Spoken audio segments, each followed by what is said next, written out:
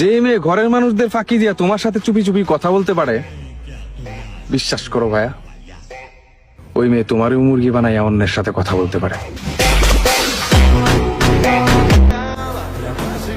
এই যুগে আর কাউকে বিশ্বাস করতে নেই, কারণ মানুষ বিশ্বাসের সুযোগ নিয়ে বিশ্বাসঘাতকতা করে।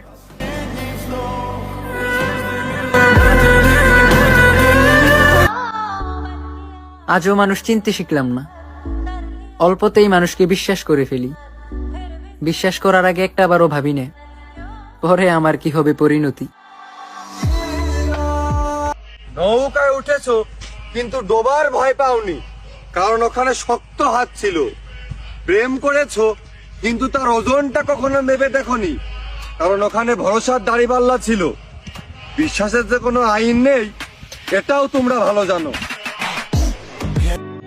বিশ্বাসটা যখন আপন মানুষরা ভাঙে তখন কষ্টটাও বুকের মাঝখানে লাগে।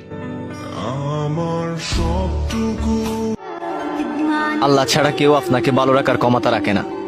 আপনি বিশ্বাস করুন বা নাই করুন।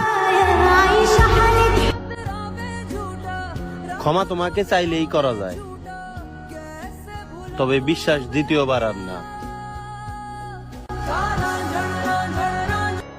বিশ্বাসঘাতকদের কখনো ঘৃণা করতে নেই, কারণ সাঁতার শেখার সময় হঠাৎ হাত ছেড়ে দেওয়াই আপনাকে ভয়ঙ্কর সাঁতার শিখতে সাহায্য করে।